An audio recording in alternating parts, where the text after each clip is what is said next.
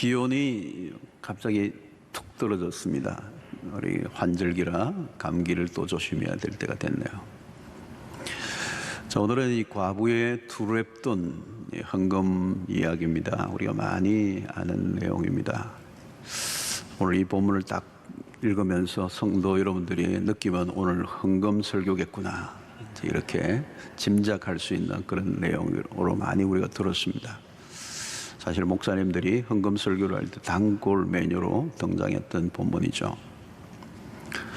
사실 이 과부가 드린 두렵더니 얘기는 설득력이 있어 보이죠. 가난한 과부가 이 정도 했다면 우리는 더 해야 안 되나, 뭐 이제 이런 쪽이 많았습니다. 사실 이제 이 본문이 헌금 설교인 것처럼 보이지만 사실은 헌금 설교이기보다는 우리의 영적인 상태를 잘 들여다보게 하는 매우 중요한 본문으로 보여집니다. 우리가 지난 여러 주에 걸쳐서 예수님이 성전에서 사역을 하셨습니다. 성전에서 일어난 사건들을 우리가 여러 주에 걸쳐서 보았는데요. 그 당시에 성전이 얼마나 타락해 있었는가, 이런 것들을 보았습니다. 아마 다음 주도 성전에 대한 얘기인데요. 성전이 타락했다는 말은 그 시대적 영적 상황을 잘 보여주는 것입니다. 그것이 성전에서 이렇게 전체적으로 표명화된 것입니다. 그 상황 속에서 오늘 이 부자와 가난한 과부를 대조시키면서 예수님이 우리에게 무엇인가 필요한 교훈을 보여주고 있습니다. 자, 오늘 흥미로운 장면은 예수님이 헌금을 내는 현장을 지켜보고 계셨다는 것. 우리 교회로 치면 저 입구 쪽 어디 헌금함이 있는데 그 옆에 의자를 딱 놓고 앉아 계셨다는 거 비슷합니다. 오늘 41절을 보면 예수께서 헌금을 대하여 헌금함을 대하여 앉으사 우리가 어떻게 헌금함에 돈 넣는가를 보실새 여러 부자는 많이 넣는데, 여기 무리가 어떻게 헌금함에 돈 넣는가를 보실새 그랬습니다. 보신다라는 이 이 본다라는 이 동사인데요. 이게 헬라어 원문으로 보면 계속적인 동작을 가리킵니다. 계속적인 동작. 한번 흘끗 보고 끝나는 게 아니고 계속 깊이 응시하신다. 다르게 표현하면 목적을 가지고 관찰하신다. 그런 의미입니다. 자, 무엇을 보셨을까요? 부자들이 흥금하는 모습을 보았습니다. 근데 보니까 부자들이 많이 내더라는 거죠. 자, 그 당시에 부자들이 흥금하며 돈을 집어넣을 때 이게 아무래도 이제 액수가 크니까 동전 같으면 떨어질 때 후룩 떨어져요. 가난한 사람이 동전 하나 넣으면 똑 표가 났어. 당연히 부자는 이 흥금 시간을 자기 과시의 수단으로 삼았어. 자신이 얼마나 고액 흥금자인가를 입증하는 거죠. 이 흥금 시간에. 성전에 올 때부터 포스가 달라요. 옷도, 어깨에 맨 가방도, 온몸에 둘러싸고 있는 귀금속도 부자의 그 포스가 나타나는 거예요. 오늘 마가는 이 진기한 장면을 놓치지 않고 있습니다. 자, 그런데 이 보좌의 초점이 어디에 있느냐? 하나님이 아니라 사람들의 시선에 있었다는 것입니다. 헌금은 여러분 하나님께 드리는 일이죠. 헌금은 철저히 하나님과 나와의 관계에서 일어나는 일이어야 합니다. 그런데 자기 과시의 현장으로 변해 있었던 거죠. 헌금을 통해 사람들로부터 칭송을 받으려고 하는, 그들은 하나님을 기쁘시게 하려는 행위가 아니고 자기 만족에 몰두했습니다. 그래서 예수님은 이 부자들의 위선을 드러내신 거죠. 예수님은 부자들이 많은 헌금에 전혀 감동을 받지 않으십니다. 여러분, 사람들에게 우리가 일반적으로 드러난 나의 모습과 실제 나의 모습은 다를 수 있죠. 이제 이 오늘 헌금의 문제가 그런 것입니다. 경건한 모습으로 헌금을 많이 한 것으로 드러나는데 사실은 그렇지 않은 자들에 대한 예수님의 고발이죠. 신앙의 매우 중요한 요소입니다. 경건한 모습을 보이는 것과 경건하게 살아가는 것은 달라요. 사람들에게 보여지는 나와 하나님이 보시는 나 같은가 다른가? 이게 신앙의 매우 중요한 주제입니다. 사람들에게 존경을 받고 있다는 것과 실제로 존경받을 만한 사람인가 다르다는 거죠. 다를 수 있다는 겁니다. 그래서 우리 신앙의 세계에 늘 따라다니는 가장 끈질긴 유혹은 위선의 문제입니다. 본문은 헌금을 얼마나 많이 했는가를 묻는 게 아니고 무슨 마음으로 했는가를 묻고 있는 것입니다. 헌금을 하든 기도를 하든 구제를 하든 겉으로 드러난 행위 자체보다 내면의 동기를 묻고 있는 것입니다. 주님이 헌금함 앞에서 지켜보신 이유예요. 무슨 마음으로 하고 있느냐, 얼마나 하느냐가 아니에요. 무슨 마음으로 하고 있느냐. 우리는 사람을 의식한 행동을 할 때가 참 많이 있습니다. 뭘 하는데 자꾸 사람을 의식하는. 바리새인들의 문제가 무엇이었습니까? 마태복음 6장에 보면 여러 번 나오는 단어가 있어요.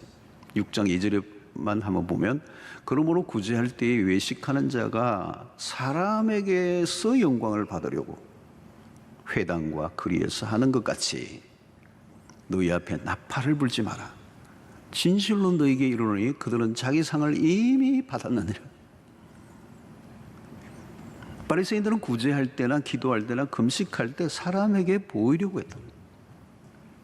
사람을 늘 의식하는 겁니다. 자기를 과시하려고 하는 마음이 있었던 거죠. 여러분, 한국 사람에게는 유독 과시 문화가 좀 심한 편이에요. 체면 문화, 그죠? 무엇을 하는지 의식하는 거예요. 산책을 나가면 그냥 편안하게 입고 나가는데 누가 보잖아. 요즘 가을에 막 산에 이렇게 야외에 가면 옷들이 다 비슷해요. 이쯤은 입어야 돼. 뭐 그런 게 있는 것 같아요. 몸을 가꾸는 것도 건강보다 사람들을 의식한 몸매 관리가 더 많아요. 사람을 전혀 의식하지 않고 살 수는 없습니다. 그런데 여기에서 강조하는 것은 뭘까요? 사람에게 보이려고 하는 것에 너무 치우치다 보니 하나님과는 전혀 상관없는 행동을 하게 된다. 신앙이 하나님 중심이 아니라 사람 중심으로 기울어 버렸다는 것. 그러면 여러분, 신앙의 전체가 망가져 버립니다. 신앙이 완전히 깨져 버립니다. 겉으로는 아무리 훌륭하게 보여도 결국은 타락한 종교인이 되는 것입니다. 여러분, 신앙생활을 제대로 하려고 하면 인간의 시선과 평가를, 사람들의 평가, 사람들의 시선을 넘어서야 돼요. 사람들의 칭찬과 인정과 주목을 받으려고 하면 할수록 신앙은 위험해진다는 거예요. 여러분, 내가 꽤 좋은 일을, 선행을 베풀었는데 아무도 몰라줄 때 찾아오는 그 허전함, 섭섭함, 그걸 영적으로 처리해야 한다는 거예요. 사람들의 시선을 받는 쪽으로 신앙이 기울어지면 계속 그쪽으로 가야 돼요. 거기에는 생명이 없어. 아무 소득이 없어. 여러분, 사도행전의 아름다운 출발선상에 불미스러운 대형 사고가 하나 터졌습니다. 아나니아와 삽비라 부부의 사건입니다. 자기들의 재산을 팔아서 조금 일부 남겨두고 헌금을 하다가 뭐 그것만 해도 대단한 거죠. 근데 즉사를 해버립니다. 헌금을 하다가. 하나님이 왜 그렇게까지 하셨는가? 여러분, 성령을 속인 죄는 생각보다 큰 죄입니다. 이들 부부는 존경에 대한 욕심이 컸어요. 사람들에게 환심을 받으려고 하는. 그 이유는 바나바 때문이에요. 사도행전 바로 앞부분에 바나바라고 하는 걸출한 인물이 교회 공동체 안에 많은 사람들에게 존경을 받는 모습을 보니까 그게 탐이 났던 거예요. 외견상으로 보면 하자가 전혀 없어요. 헌금을 거액을 냈으니까. 근데 하나님의 CCTV에 딱 걸렸어요. 뭐가 걸렸어요? 여러분? 마음이 걸린 거예요. 그런 공동체를, 사람들의 눈을 속였고 사도들의 눈을 속였고 급기야 성령을 속였어요. 작은 욕심으로 시작한 것이 큰 사고로 이어졌습니다. 명예에 대한 욕심이 가져온 후유증입니다. 하나님은 교회가 인간의 거짓 위에 세워지는 것을 막고자 하신 거죠. 하나님이 원하시는 것은 그에게 헌금이 아닙니다. 정직하라는 거죠. 정직하게만 하면 아무 문제가 안 돼요. 아무 문제가 아니에요. 위선은 신앙적인 활동을 하고 있는 교회 안에서 빈번하게 이루어지는 일입니다. 딴 데서가 아닙니다. 교회 안에서. 우리 신앙인들이 서로 보고 바라보는 이 공동체 안에서 자신의 현재 상태보다 더 나아 보이려고 하는 유혹. 정직하면 되는데 돋보이려고 하는 거죠. 포장을 하려고 하는 거죠. 헌금이나 구제를 했으면 그냥 한 것으로 끝내야 합니다. 기도를 많이 했으면 그것으로 끝내야 하는데 자랑을 하고 인정을 받고 싶어 하는 거예요. 이 인간의 허영심, 자신을 부풀려고 하는 것. 어디에서부터 이런 것이 시작되었을까요, 여러분? 에덴 동산에서부터. 아담과 하와는 자신들의 부끄러움을 무화과 나무 잎으로 가리려고 했습니다. 자신의 죄를 솔직히 인정하고 하나님 앞에 나가면 끝이에요. 그냥 다 해결되는 거예요. 있는 모습 그대로 가면 되는 거예요. 그런데 무엇인가 가리려고 하는 거죠. 근데 가리려고 하면 할수록 복잡해져요. 아무리 가려도 가릴 수가 없어. 그리고 더 불안해. 그래서 여러분, 자기의 수치를 스스로 가리고 더 멋있게 보이려고 하는 이 포장, 기술. 그러려고 하니까 열심히를 내야 돼, 열심히. 어떤 분은 기도에 잘해도 열심, 헌금도 열심, 봉사도 열심. 근데 그 안에 강박증세가 있을 수가 있어요.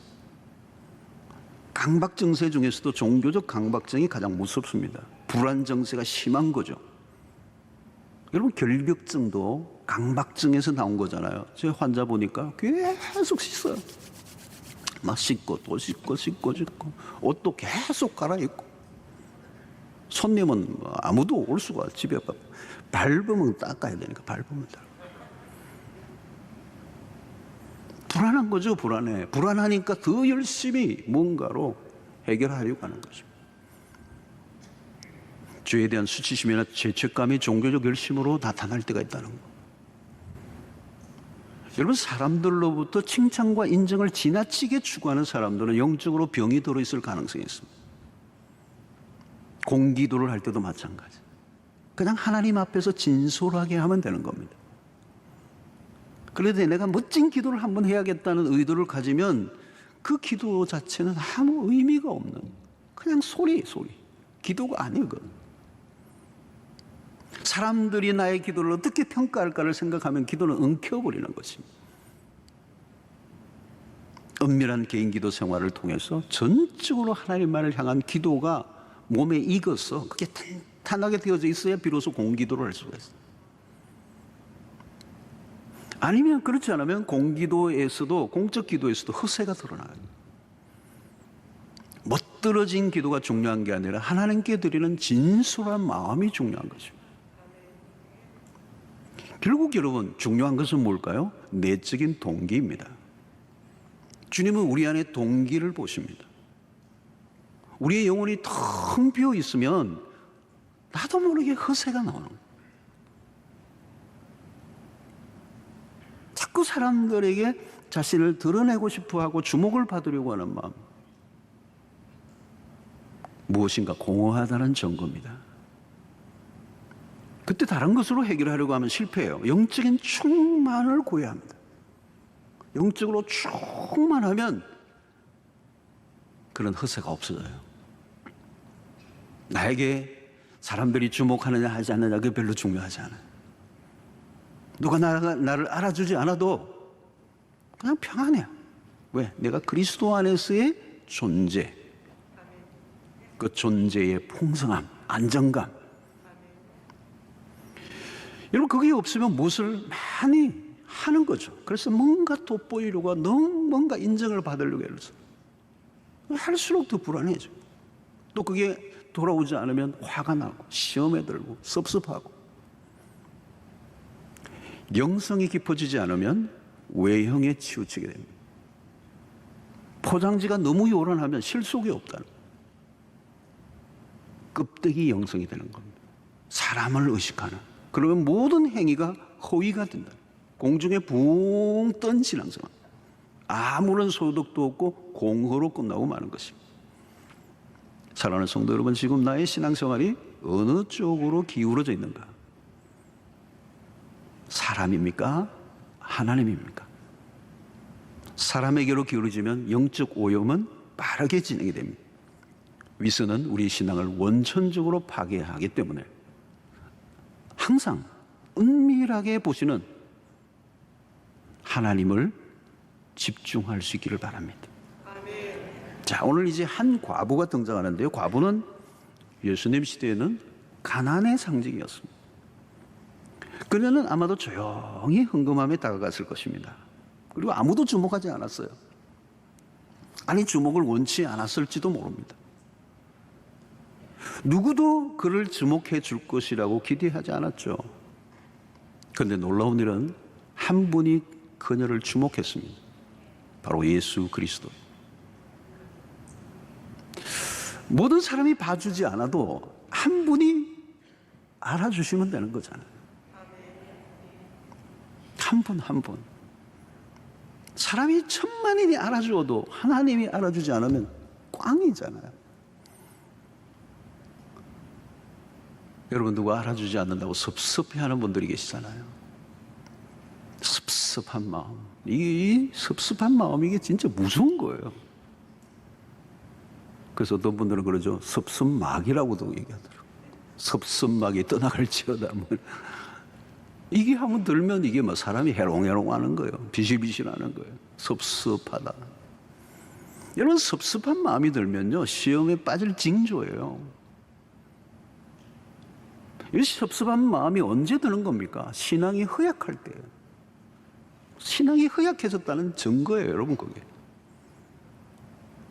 이런 누가 알아주고 박수를 쳐주면요, 내가 선행을 했는데 누가 박수 쳐주고 알아주면요, 이미 그 상이, 그걸로 인해 받을 상이 달아나 버린 거예요.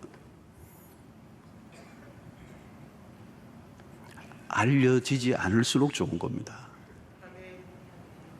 하나님과 나만이 아는 비밀, 그걸 가지고 있어야 돼요. 하나님만 아십니다. 이게 있어야 돼, 이게 있어야 돼.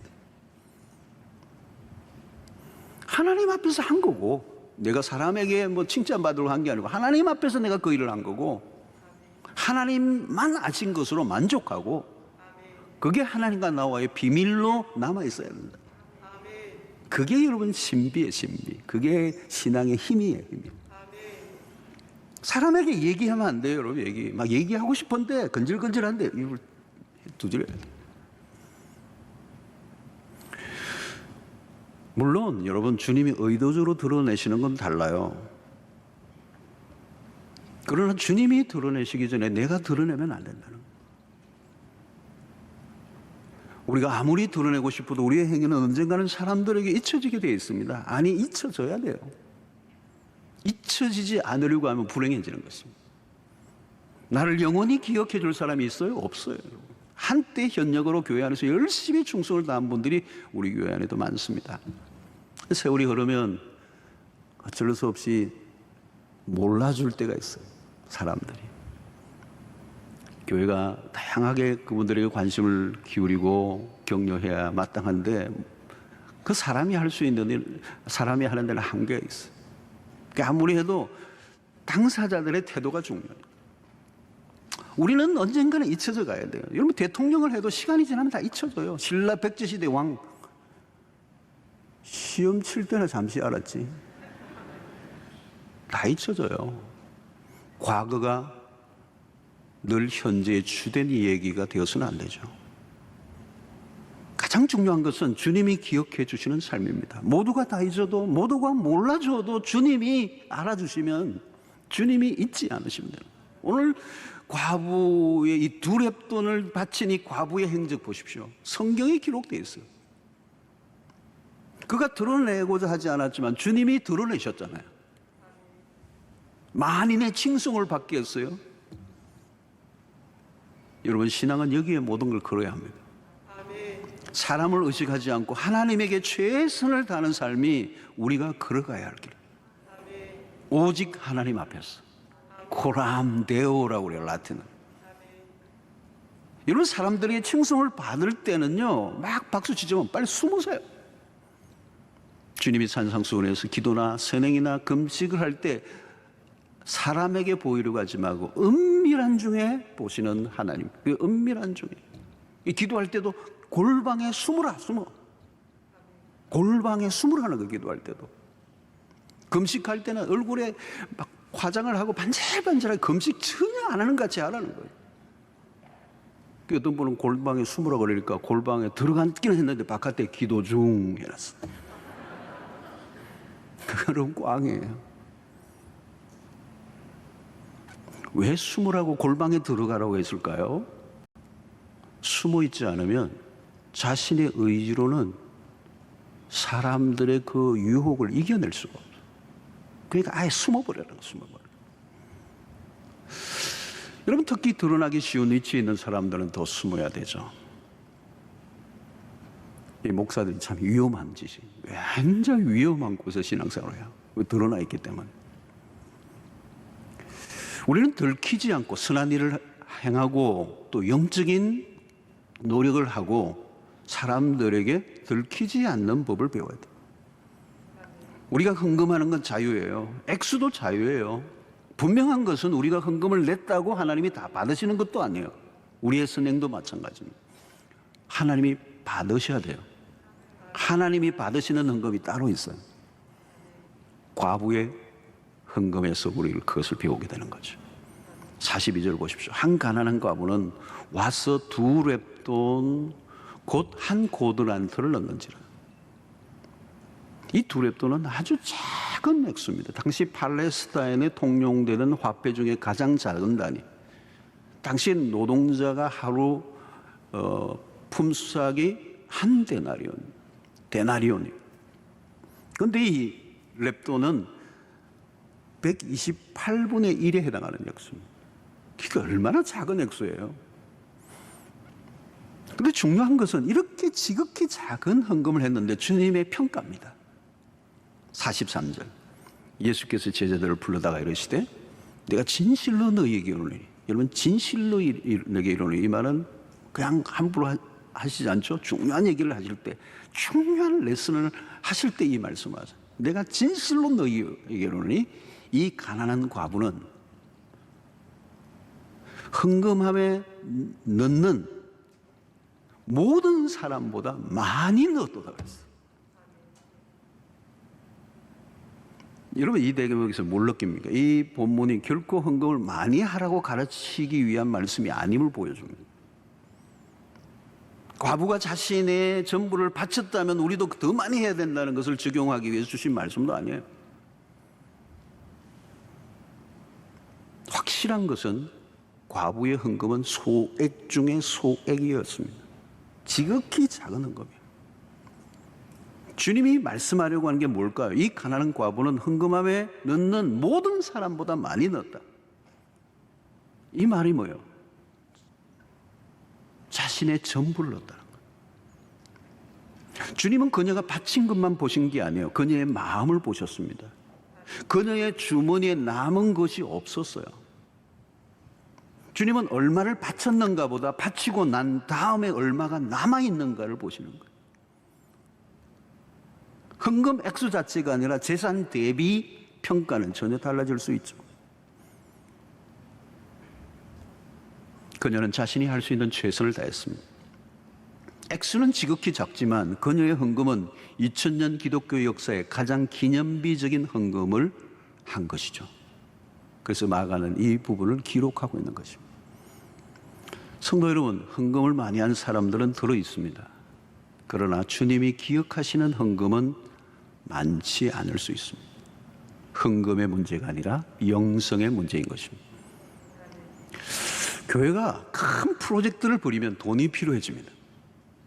뭐 이런 큰 본당을 짓거나 이럴 때, 제가 호주에서도 그런 일이 있었습니다. 큰 건물 하나 사는데 이 돈이 필요하잖아요.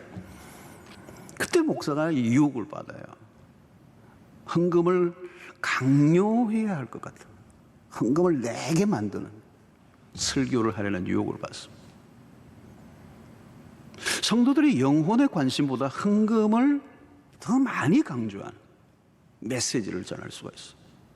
그래서 저는 헌금 설교를 잘 못하는 편. 그럴 때는 자꾸 돈이 많은 성도가 눈에 띄는 거예요. 저분이 돈을 좀 내려나. 이 변질이 쉽게 찾아오는 영혼이에요. 그 사람의 영혼을 돌볼 생각은 안 하고 돈으로 보이는 거. 이미 당시 성전 제도는 타락의 상태에 있었습니다.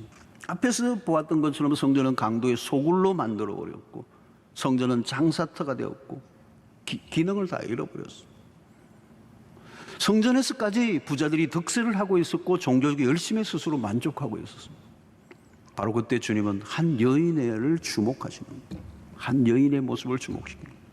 타락한 그 상태의 시대적 모습을 이 여인을 통하여 비추어주고 있는 것입니다. 여러분, 우리는 종종 하나님이 돈을 강요하시는 분들을 오해합니다.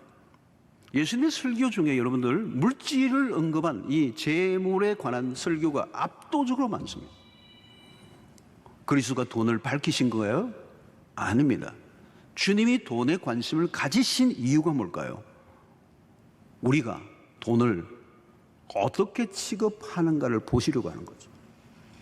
돈에 대한 우리의 태도입니다.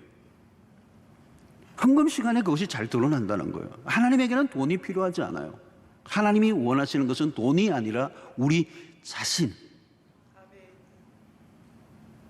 하나님이 사람을 분별해 내시는 방법 중 하나가 물질입니다.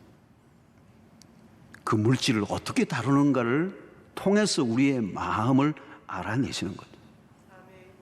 오늘날과 같은 세상에서 돈 문제를 떠나 신앙을 이야기한다. 그 어려운 것입니다. 얽혀 있는 거예요. 그래서 언제나 하나님인가 돈인가, 마태복음 6장 24절의 말씀과 같은 거예요. 그래서 헌금 시간마다 우리는 시험대에 올라가는 것이죠. 하나님인가 돈인가. 주님이 정확하게 말씀하시죠. 마태복음 6장 21절, 내 보물이 있는 그곳에는 내 마음도 있느니라. 신기해요, 여러분. 내가 가장 중요하게 여기는 곳에 내 마음이 있는 거. 뭐 별소리를 해도 소용이 없어.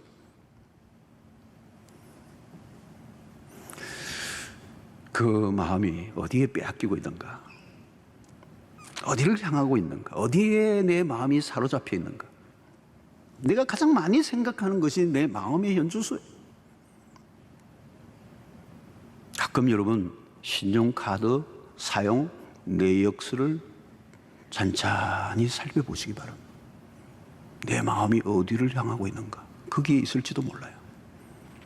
중요한 것은 하나님의 판정입니다. 사람들의 평가는 정확하지 않을 수 있습니다. 그러나 하나님은 정확하게 판단하십니다. 중요한 것은 하나님의 시각이고 하나님의 평가죠. 하나님은 가난한 자나 부자나 차별하지 않습니다. 오늘 가난한 과부를 통하여 우리에게 주시는 메시지는 무엇입니까? 하나님은 차별하지 않으세요. 가난한 자이지만 그가 한 행동은 가장 위대한 믿음을 보였다고. 여러분, 하나님이 내가 돈이 없다고 무시하는 분 아닙니다. 돈이 없어 하나님을 위해서 할 수 있는 일이 없다고 푸념하지 마십시오. 어떤 분은 교회도 돈이 있어야 다닐 수 있어. 물론 돈이 있어야 버스도 타고 차도 타고 오긴 하지만 돈이 있어야 교회를 다닐 수 있는 게 아니고 믿음만 있으면 되는 거예요.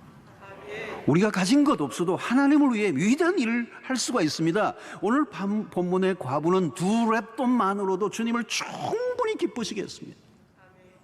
그녀의 행동은 제자들을 다 불러서 보게 했잖아요.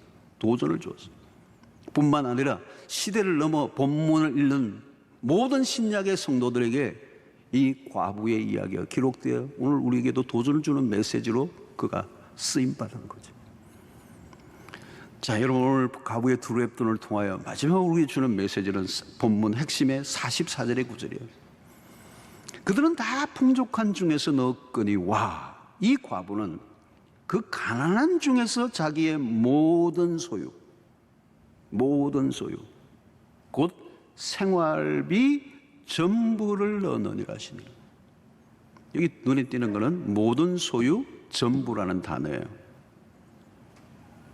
하루하루 생계를 유지하는 사람에게 모든 소유 생활비 전부를 바쳤다는 얘기는 그녀의 생존과도 직결되는 얘기입니다. 이거 내고 나면 죽을 수도 있는, 먹을 게 없으니까. 여기에서 헌금의 개념이 분명해집니다. 그녀는 그냥 헌금을 낸 게 아니에요. 그 헌금은 sacrifice, 희생이라는 희생. 헌금에는 본래 희생의 의미가 담겨져 있습니다. 구약시대의 제물, 완전한 번제 같은 걸 완전하게 그 짐승을 태워 하나님께 올려드리는 희생의 제물이에요. 여러분, 희생이란 어떤 것이죠? 부담 없이 드리는 것과는 달라요. 굉장한 부담이 되는 거예요. 대가를 지불해야 되니까. 이 희생은 계산을 뛰어넘는 대가 지불이 있어야 합니다. 부자가 풍족한 중에 헌금을 했다. 그건 희생이 아닙니다. 그냥 한 거예요. 그냥 뭐 부담 없이 즐기면서 한 거예요. 그런데 과부는 생명을 건 희생이었습니다. 엄청난 대가 지불이에요. 여러분, 희생이라는 단어, 구약의 제물, 희생이라는 단어가 생각하면 반드시 떠오르는 인물이 누구예요? 예수 그리스도이세요. 그리스도는 우리를 위해 일부를 바치신 분이 아니요 당신의 전부를 바쳐주신 분입니다. 십자가가 뭡니까? 하나님의 아들 예수 그리스도가 마지막 피 한 불까지도 다 바치신 사건이 바로 십자가예요. 아낌없이 남김없이 전부를 주신 분입니다. 하나님은 자기 아들을 아끼지 아니하시고 우리 모든 사람을 내어놓으셨다고 그랬어요. 여러분, 이 복음을 이해한다는 건 이런 엄청난 거예요. 복음을 이해한다는 거예요. 하나님은 모든 것을 주신 분이에요. 그게 희생이죠. 그 희생이 어디에서 온 것입니까? 사랑에서 온 거죠. 우리가 잘 아는 요한복음 3장 16절 하나님이 세상을 이처럼 사랑하사 독생자를 주셨으니라고 하는 그 사랑이 주심으로 나타난 것. 독생자, 전부를. 그러니까 사랑하면 희생이 가능해진다는 거죠. 왜 여러분 계산을 자꾸 하죠? 사랑하지 않으니까. 부부끼리도 선물을 주는데 계산을 하면 사랑하지 않으니까. 사랑하면 아니에요. 우리 장성한 자녀들이 사랑하는 대상이 생기니까 돈이고 시간이고 막 만들어내는 거예요. 이게 중요한 것은 뭘까요? 동기의 점검입니다. 그 동기가 사랑인가? 외식하는 데는 사랑이 없어요. 중요한 것은 하나님에 대한 사랑입니다. 사랑이면 충분한 것이죠. 오늘 이 여인의 희생에는 하나님을 향한 사랑이 드러난 것입니다.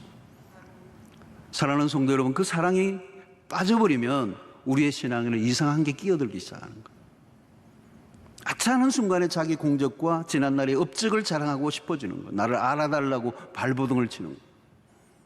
죄성이 불쑥불쑥 올라옵니다. 그러면 감당이 안 돼요. 헌금 생활에서도 이상정상이 나타납니다. 자꾸 계산을 하게 되고 헌금에 대한 반대 급부를 노리고 생색을 내게 되고. 사랑하는 성도 여러분, 우리의 신앙의 관건은 처음에 순수했던 그 마음을 계속 유지하는 것입니다. 처음에 주님을 만났을 때, 처음 십자가를 만났을 때 그 주님의 사랑에 감격하여 주님 앞에 나아갔던 그 모습을 그대로 유지하는 거예요. 순수를 유지하는 게 신앙입니다. 근데 은혜 생활을 게을리하면 그 순간부터 인간적인 생각들이 막 밀고 올라오는 거예요. 성물이 되는 데는 시간이 오래 걸리지 않습니다. 은혜가 떨어지면 갑자기 인간 본성이 나타납니다. 그러므로 우리는 항상 기도하고 은혜 생활을 유지하는 게 관건이에요. 사람을 의식하지 않고 신앙생활을 하려고 하면 하나님만을 의식하며 살아가는 이 힘을 길러내야 돼요. 우리는 사람들이 조금만 박수를 쳐줘도 정신을 잃어버리는 거예요. 조금만 띄워주면 마음이 막 흔들리는 거예요. 우리는 여러분 선행을 하는 데까지는 다 해요. 문제는 좋은 일을 하고 난 다음에 우리의 마음을 관리하는 게 그렇게 어려운 거예요. 큰 헌금을 하고 난 다음에 시험 들기가 쉽습니다. 내가 한 선행을 하고 난 다음에 아무도 알아주지 않을 때 마음이 막 요동을 칠 때 그때 그 위기를 이겨내야 됩니다. 내가 행한 선행을 잊어야 합니다. 근데 잊는 게 어려워요. 내가 남에게 베푼 것은 오래오래 기억하고 남이 나에게 베풀어준 호의는 너무도 빨리 잊어버립니다. 그게 인간의 약점. 내가 행한 선행은 빨리 잊을수록 신앙에 유익합니다. 그런데 어떻게 그게 가능한가? 은혜를 받으면 잊어져요. 폭포수 같은 하나님의 은혜에 흠뻑 젖으면 내가 한 것은 다 생각이 안 나요. 은혜에 빠져들면 그 하나님의 은혜 외에는 보이는 게 없어요. 하나님의 모든 것은 하나님의 은혜로 한 것이지 내가 한 게 아니라고 하는 것을 깨닫게 되는 거예요. 하나님의 은혜가 너무 크니까 내가 한 어떤 행위도 자랑하고 싶지가 않아요. 그러므로 우리는 항상 예수 그리스도의 십자가의 복음을 붙잡아야 하는 것입니다. 하나님에게서 받은 사랑을 놓치지 말아야 한다는 거예요. 하나님은 오늘도 마찬가지입니다. 하나님의 나라의 일은 돈으로 돌아가는 게 아닙니다. 불순한 헌금이나 헌신이 끼어들면 하나님의 일을 망쳐버리는 것입니다. 하나님의 나라는 거부들에 의해 돌아가는 게 아니에요. 과부와 같이 아주 작지만 순수한 헌금에 의하여 돌아갑니다. 오병이어 기적을 보십시오. 한 소년이 가져온 보리떡 5개와 물고기 2마리로 역사가 일어났어요. 사랑하는 성도 여러분, 신앙생활을 하면 할수록 우리의 신앙이 하나님이 아니라 사람에게 치우쳐 우리의 순수성을 유지하는 데 실패할 때가 많아요. 언제나 순수하고 맑은 영성으로 시작했지만 나도 모르게 허영에 가득 찬 위선자로 전락할 위험이 우리 모두에게 있습니다. 신앙의 타락은 멀리 있지 않고 매우 가까이 있습니다. 그러므로 항상 무엇을 하기 전에 내 마음을 살펴야 합니다. 동기가 순수한가? 동기가 순수한가? 왜 이 일을 내가 하려고 하는가? 거기에 대한 확실한 답을 얻지 못하면 그 일을 멈추셔야 합니다. 아직 내가 그 일을 할 때가 안 됐다는 거예요. 동기의 순수함을 유지하는 게 힘이에요. 그런데 그게 어렵다는 거예요. 그러므로 우리는 언제나 하나님께 집중하는, 하나님의 시선을 의식하는 사람, 하나님의 심판을 두려워하는 거예요. 성도 여러분, 하나님이 인정해 주셔야 합니다. 신앙은 하나님과의 관계에 달려 있습니다. 사람들의 박수갈채를 기대하지 마십시오. 타인을 의식하며 살면 모든 게 허망하게 끝나고 맙니다. 사람들에게 발설되는, 인정되는, 칭찬되는 일, 그런 일들은 거리를 두십시오. 사람들의 칭찬은 순간적으로는 기쁨을 주지만 우리의 신앙에는 독이 된다는 사실 명심하시고, 하나님과 일대일의 관계가 계속 깊어지므로 사람을 의식하는 신앙에서 돌이켜 하나님만을 바라보고 하나님만을 의식하고 하나님과 나와의 관계가 더 깊어지고 하나님과 나와의 관계의 비밀이 더 많아져가는 은혜가 있게 되기를 바랍니다. 우리 자칫하면 우리의 신앙이 껍데기만 남게 되는 거예요. 택배를 시켰는데 박스가 왔어요. 박스가 업그레이드 돼가지고 너무 멋있어요. 열어보니까 안에 아무것도 없어요. 아무리 껍데기가 멋있어도 내용물이 없으면 아무것도 아니에요. 우리는 사람에게 칭찬을 받고 사람에게 인정을 받으려고 하다가 하나님을 놓쳐버리면 우리는 껍데기 신앙이 돼요. 그건 아무것도 아니고 허망한 일이고 정말 안타까운 결말을 맞이할 수밖에 없습니다. 사랑하는 성도 여러분, 끝까지 신앙의 순수성을 유지할 수 있기를 바랍니다. 내가 지나간 자리에 그리스도의 십자가만 남는 은혜가 있게 되기를 축원합니다.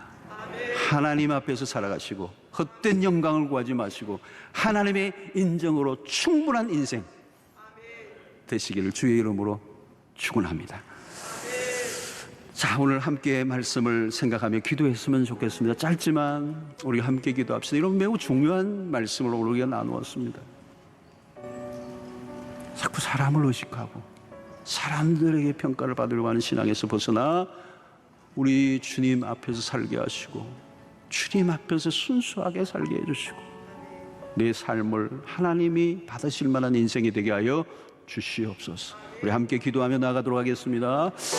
아버지 하나님, 이 시간에 우리에게 주신 말씀으로 인하여 다시 한번 감사를 드립니다.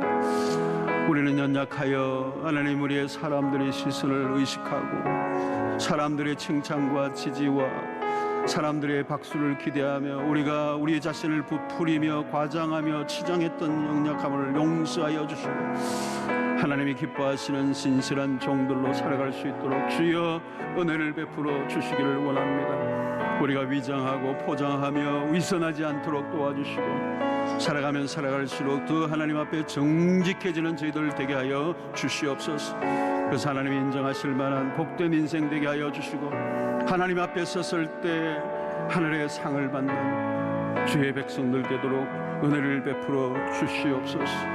감사합니다. 오늘 이 시간 귀한 결단들을 통하여 주의 백성들이 더욱더 신실해지게 하여 주시옵소서. 하나님 아버지, 우리가 신앙생활을 하면서 우리도 모르게 우리의 마음이, 우리의 동기가 하나님이 아니라 세상의 사람들에 치우쳐 있을 때가 많았습니다. 나도 모르게 나를 치장하고 포장하고 또 위선을 했던 우리의 죄를 용서해 주시고 정직하게 하나님 앞에 서게 하여 주시옵소서. 하나님이 인정하실 만한 삶을 사는 저희들 되게 하여 주시옵시고 우리 안에 헛된 영광을 구하는 마음을 내려놓게 하여 주셔서 십자가의 비밀을 붙잡고 그 길을 따라가는 주의 백성들이 되게 하여 주시옵소서. 언제나 신실하게 하여 주시옵소서. 언제나 순수한 신앙으로 돌아가게 하여 주시옵소서. 예수님의 이름으로 기도하옵나이다. 아멘.